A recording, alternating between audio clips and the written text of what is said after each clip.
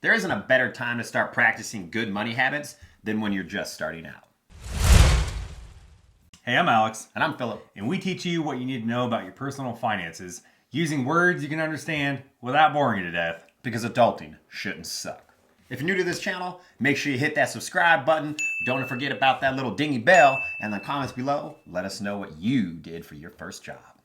I didn't make money as a kid. I wasn't able to get a job until I was 16.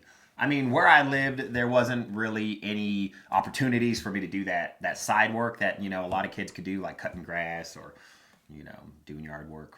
Paper routes. Yeah. Wasn't really a thing where I lived. I didn't make any money until I got my job at Jack in the Box when I was 16 years old. And when I did get that job, I didn't save any money. I spent it. I bought things like Xbox games, sneakers, and food. I mean, I didn't know what to do with my money, so I spent it. Every penny. And I didn't save a dime. How I made it to where I am today is beyond me. But that just goes to show that if I can do it, so can you. Yeah, but you made it there because you took the time to actually learn about finances, right? I mean, yeah, and a little bit of good old trial and error. So we believe it's never too late to actually learn about finances, right? Most people don't learn about it until later on in life because they learned a lot of hard lessons along the way. Because, like Philip, I spent most of my money too as a young adult. Pretty much all of it. But the earlier you learn good savings habits, the easier it's going to be for you versus if you wait till you're, in your mid-20s or later, hopefully not. But the longer you wait, the harder it is to unlearn those bad habits that you picked up along the way versus just doing it right from the beginning. Yeah. It's not impossible, to start good money habits if you're starting a little later in life. It's just going to take some more work. If you've watched any of our other videos, you've heard us say this before. We think it's super important to have financial goals. It's going to keep you focused on the future and it's going to help hold you accountable. There's a lot of different reasons you can save money as a teen. You might want the new iPhone or that new gaming system. Maybe you want to buy a car. Maybe you want to go on a trip with your friends. The list can go on and on and on. All right, so the first thing you need to do after you have a checking account is get a savings account because you need somewhere to put all the money that you're saving up for, right? For whatever it is.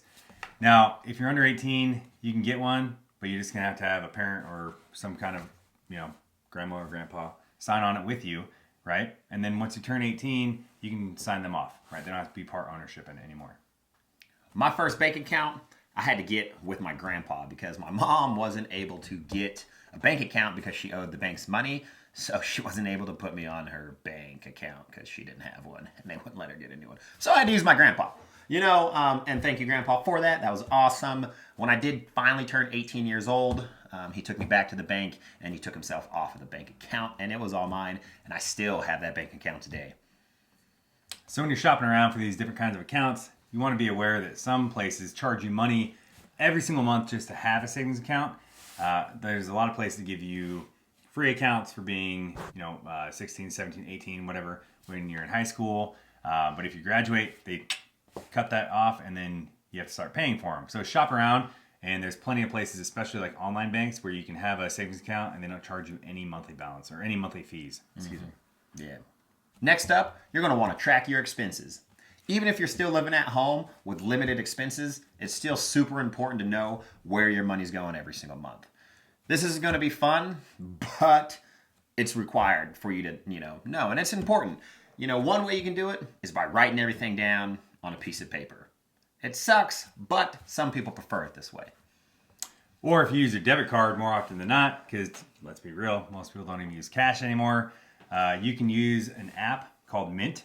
It's just one of many apps out there, but it's our favorite. You can use Mint and it'll tell you exactly where you spent your money and it'll categorize it for you. And in the off chance you actually did use cash to pay something for it, whatever, then you can go in there and manually add cash to the category. So it'll categorize your purchases, whether it was eating out or groceries or gas or coffee or whatever. It does all the hard work for you. And then you just open the app and boom, there it is.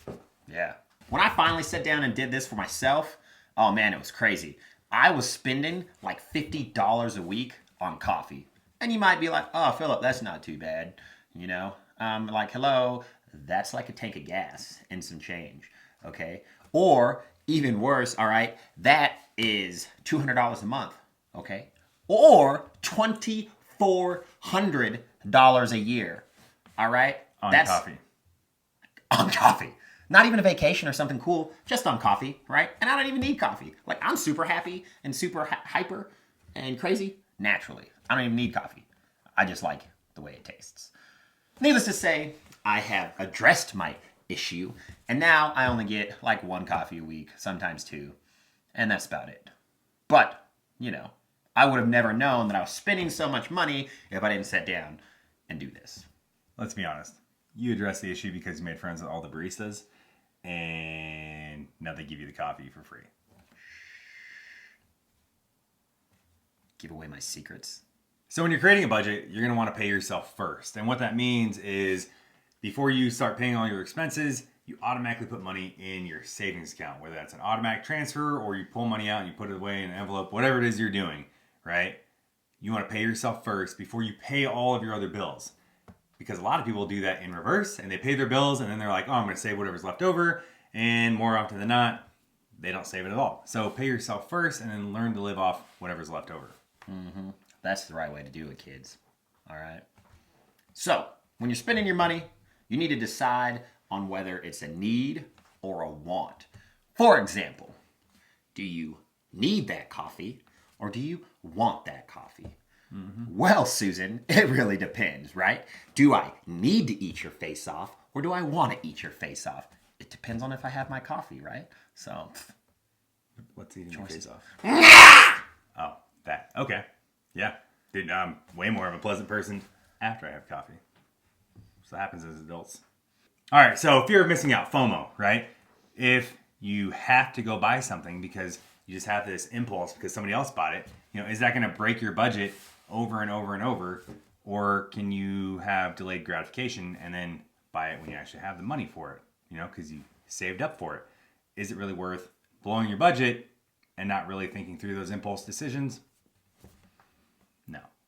Check it out, yo. If you're a student, make sure you're getting those student discounts, okay? Banks, subscriptions, a lot of these places are going to offer student discounts. So use them and save that money while you can.